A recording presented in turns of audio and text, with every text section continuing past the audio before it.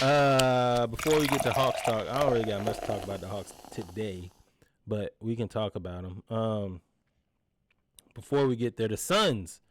The Suns are gearing up for a big move. We assume that it's going to be for Jimmy Butler.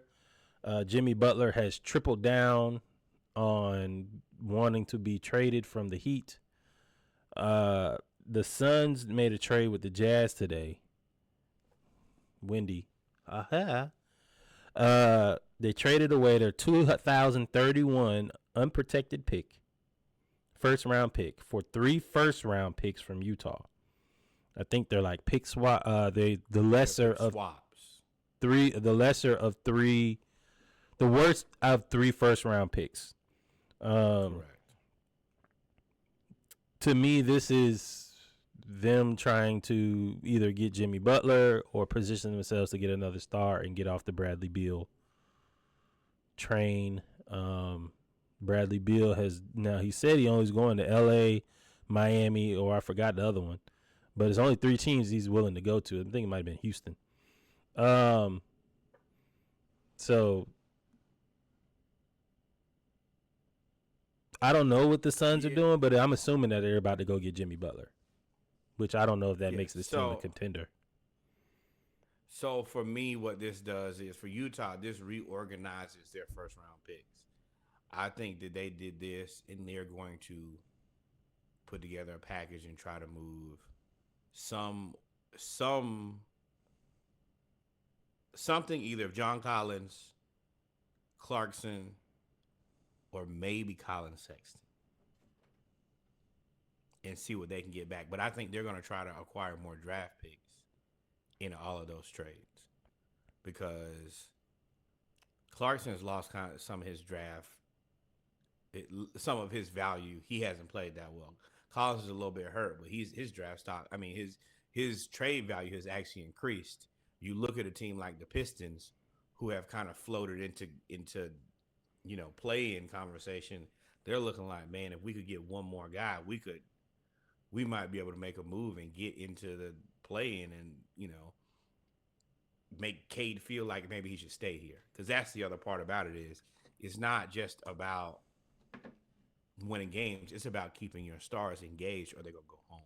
The Pistons are 7 right now. So, yeah, I might be looking forward to trade some of my younger players or some of those bigs and a draft pick to get something back. And at this point, the Jazz are pretty comfortably tanking for flag. So, yeah, that could be a reasonable combination. Phoenix, on the other hand, is trying to acquire assets so that they could trade. So yes, they traded one pick for three pick swaps, and they're gonna take the worst, but it's three of them. So for them, yeah, I can trade you Bradley Beal in three worst case. So they'll be like low first, but you assume that whatever team they trade to is going to have their own first. So you can package that first and another first and either acquire one good asset and then one roll of the dice, or you can package them and get one really elite draft pick, depending on what the draft looks like. Didn't It Cade makes just sense sign a for both contract teams. extension though? Mm-hmm. That Five don't mean years. anything. That means literally nothing in Detroit. If he wants 5 out, years. he's getting out, 224. Never know. and But he's playing all star level basketball now. He's actually to the point where you do need to. K putting up 25, 7, and 9. he signed a 225 million. I mean, 38, 41, 44, 47, 51. He may go, yeah. Right now he's under contract, but either And they're way, the seventh. Like this is the time for us to see what guys we can put with him. And I mean, we don't have to worry about Philly this year. It looks like Miami is finna blow up. They're just opportunities for us to kind of make some headway. We could they with a couple moves, they might be in the same conversation as us. So the Hawks, the Pacers, the Magic, they could yeah. Hawks, Pistons, Magic, Heat. I think the Bulls are more middling. I mean, I think the Bulls are they just kind of holding on, and the Pacers. So yeah, that 5 to 9 range, Yeah, but you could that's make a not move. my point. Was saying you said they had to make a move to convince Cade to stay, and I think he's already gonna stay unless they were to just bottom out. But I think by getting Bickerstaff, one, you got a coach that is pretty good and he knows what he's doing. Two, once you get Bickerstaff and you're done, you then already have pieces around him. Not a bunch of pieces, but you have a couple of pieces around him. I do think you need to make a trade, but my point is, I don't think you need to make a trade to try to convince him to stay.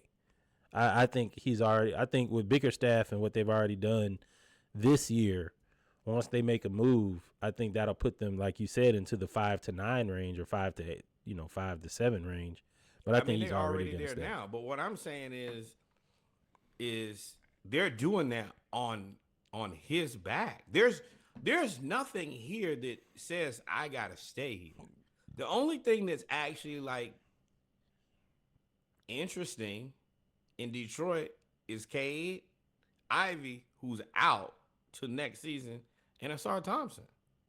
And as good as Ivy and Thompson are, I could I could demand my way out and go place with something better than that We'll see. easily. We'll see. We'll see. But this is really it at the trade deadline. We know that the other teams need to make moves, but there's not really a whole lot of rumors right now. They're waiting on the Jimmy Butler, Bradley Beal domino to fall. Wait, hold on. What should they do? Like, follow, subscribe. Thank you, my friend. Be here for it.